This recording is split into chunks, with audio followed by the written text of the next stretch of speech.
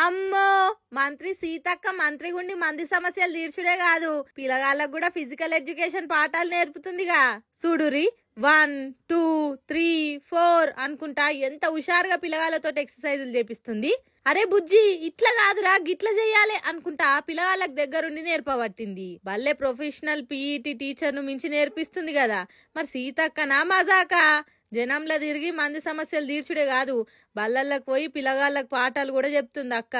అయితే మహబాద్ జిల్లా కొత్తగూడ కాడున్న గిరిజన బాలికల హాస్టల్లా రాత్రి ఆడనే బస చేసి పిల్లగాళ్ళకి ఇట్లా ఫిట్నెస్ పాఠాలు నేర్పబట్టింది.